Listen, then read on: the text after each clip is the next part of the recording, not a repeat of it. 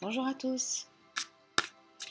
Donc, je vous présente une vidéo carte à l'appui. Euh, on va voir donc quel est le message qui va nous être donné ici. Enfin, quelle est la carte qu'on m'invite à renseigner et à interpréter pour voilà. Normalement, je demande pour une guidance de développement personnel, mais ça m'est arrivé là que finalement ça tombe sur une guidance sentimentale, donc je vais le laisser vague. Et du coup, à partir de la carte, j'interprète cette carte, je vois toutes les informations qui me sont données par rapport à cette carte, afin de pouvoir mieux la connaître. Donc pour moi c'est ludique, c'est à la fois pour vous et pour moi, ça me permet aussi d'aller plus en profondeur avec les cartes du tarot de Mocha. Et du coup,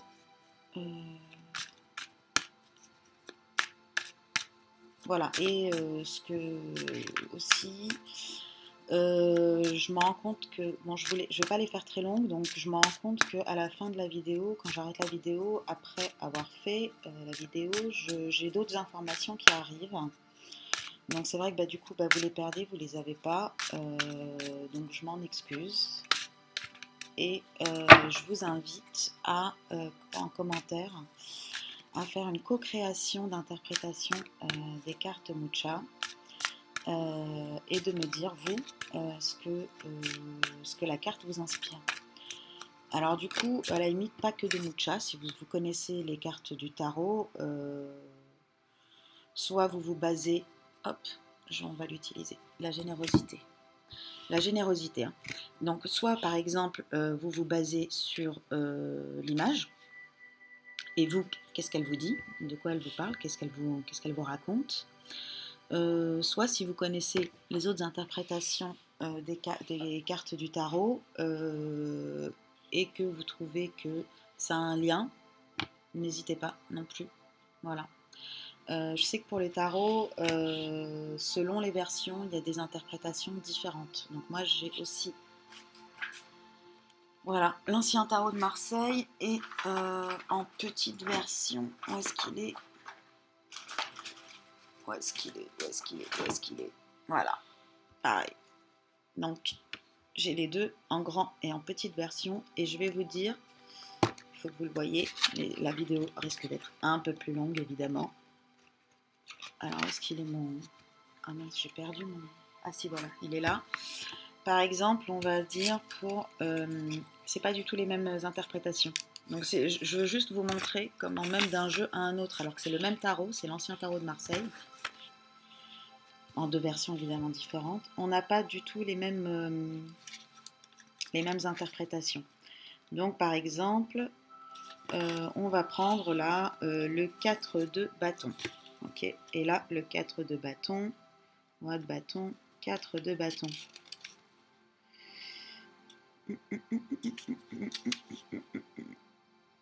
Alors, ici dans le petit, on a 4 de bâton. Je vous le montre. Je ne sais pas si vous voyez.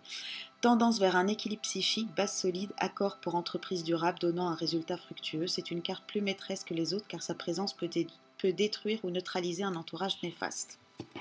Et là, on a l'âme de la nouveauté et des bonnes relations. Voilà. Donc c'est pas tout à fait la même chose. Dans le grand, on est vraiment sur alors l'âme de la nouveauté en plus, mais vu qu'il y a bonne relation, donc je pense que c'est en termes de des nouvelles relations entre personnes. Là, on est plus sur le psychique, sur l'intérieur, base solide, accord pour entreprise durable donnant un résultat fructueux. Voilà. Et quand on dit c'est une carte plus maîtresse que les autres car sa présence peut détruire ou neutraliser un entourage néfaste, c'est l'entourage, c'est pas la vie sociale, c'est les autres cartes. Voilà, elle stabilise en fait les aspects négatifs des autres cartes. Donc là, on est sur un truc psychique et là, on est sur du relationnel des personnes. Donc c'était juste pour vous dire comment juste pour vous montrer qu'en fait, vraiment, chaque version de tarot a sa propre interprétation, parfois des cartes, qui est très différente. C'est pour ça que c'est toujours mieux d'aller en intuitif, comme la plupart des guidances qui sont faites, et que je trouve bien plus intéressantes et bien plus intéressante. C'est chouette d'avoir la voix de la personne aussi et comment dire, l'interprétation de la personne. Du coup, donc je reviens, voilà, ça m'a pris déjà 5 minutes, normalement j'aurais la générosité.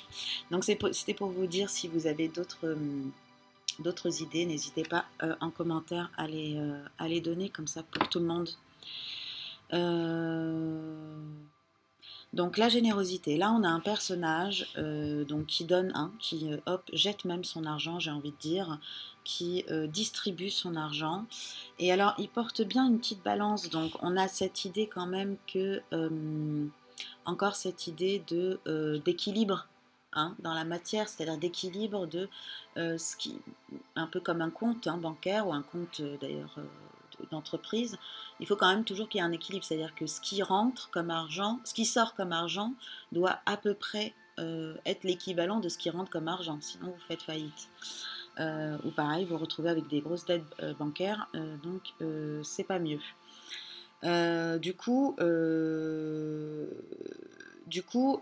même si le personnage il a la balance, pour moi, cette idée-là, dans la générosité, c'est savoir donner. Savoir donner, ce n'est pas donner tout azimut. Et là, on va on ne va pas rester que sur l'aspect financier, mais même en termes énergétiques, il y a un moment, il faut qu'il y ait un équilibre entre ce qu'on donne et ce que l'on reçoit. Même si ça peut arriver que l'on donne à une personne énormément, que cette personne ne nous rende pas en retour, mais il faut qu'on puisse se ressourcer aussi par une autre personne qui, elle, va nous donner peut-être beaucoup, à qui on ne doit pas beaucoup donner. Et parce que l'énergie a besoin de circuler, donc qu'elle soit de l'argent en termes d'énergie, ou notre propre énergie doit circuler. Mais ce qui n'est pas possible, c'est d'être vampirisé. Ce qui n'est pas possible, c'est de se mettre dans des positions sacrificielles dans lesquelles on projette toute notre énergie, on oriente toute notre énergie vers une chose qui en fait nous absorbe toute cette énergie-là, sans même, et c'est ça le pire, c'est que sans même nous arriver à nous donner la possibilité de pouvoir nous ressourcer, de pouvoir nous régénérer de l'autre côté. Parce qu'il y a des situations où des personnes qu'on appelle vampiriques, énergétiquement des vampires, dans le sens où tellement ils absorbent d'énergie, ils ont tellement besoin par exemple d'attention, où ils ont tellement besoin de votre présence, où ils ont tellement besoin que finalement vous n'arrivez plus même à donner de votre présence à autre chose qui puisse vous régénérer. Et cette carte nous invite vraiment à différencier la générosité du sacrifice. Il ne s'agit pas de donner à son détriment. Il faut pouvoir avoir toujours input and output. Il faut toujours que ce qui sorte soit à peu près l'équivalent de ce qui rentre, d'une manière ou d'une autre. Alors après, on peut se régénérer en énergie, on peut se régénérer à travers des relations, mais aussi à travers le travail, à travers la mise en place de projets, notre travail, ou à travers des activités, ou à travers le cinéma, des loisirs, ou tout simplement la méditation. La méditation est un excellent moment de régénération énergétique, ou de Reiki, ou de toutes ces techniques énergétiques de relaxation profonde, de méditation, qui sont tout aussi thérapeutiques. Donc, du coup, voilà ce que me dit cette carte. Il y a aussi autre chose, je l'interprète aussi souvent comme ça. Enfin, je l'interprète souvent comme ça. Non, mais ça m'est arrivé dans quelques tirages d'arriver à l'interpréter de cette manière-là parce que la personne, en fait, crée un rapport de pouvoir. Il y a aussi ça, il y a un côté un peu paradoxal aussi dans la générosité. Et c'est pour ça qu'il faut peut-être y faire quand même un peu plus attention qu'on y croit. C'est-à-dire que ce n'est pas seulement de l'altruisme. Il y a dans l'altruisme une forme de domination. Dans le sens où la personne qui donne, c'est un peu l'idée de don et contre-don.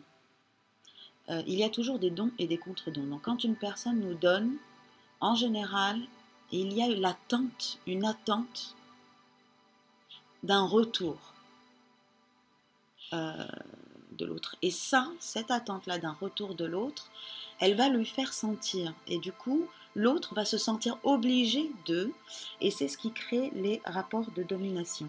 Enfin, c'est pas seulement ça qui crée les rapports de domination, mais du coup, la relation rentre dans un rapport de domination. Et quand il y a trop de dons, et puis finalement, on met l'autre dans une position de victime. Et nous, une position de bourreau. Si en voulant sauver, par exemple, une personne, on se positionne en bourreau et l'autre, on la positionne en victime. Et on lui enlève ce côté de cette possibilité de pouvoir en fait gagner par exemple son argent toute seule. Ou cette possibilité de pouvoir se régénérer par elle-même de son énergie. Et nous, du coup, dans cette position, on se met dans une position sacrificielle, mais qui finalement nous mène à devenir un bourreau, vu qu'on se met dans la place de dominant. Voilà. J'espère que l'idée était assez claire, parce qu'on pourrait en parler beaucoup plus longtemps de cette histoire. Là, je voulais juste rapidement, parce qu'on est déjà à 12 minutes, donc je vais m'arrêter, mais en même temps, je vais en profiter parce que je vous ai montré les différentes interprétations dans les tarots, selon les versions du tarot. Donc du coup, voilà pour la générosité, quelques pistes de compréhension de cette carte. J'espère que cette vidéo vous a plu et je vous dis à très bientôt. Merci pour votre écoute.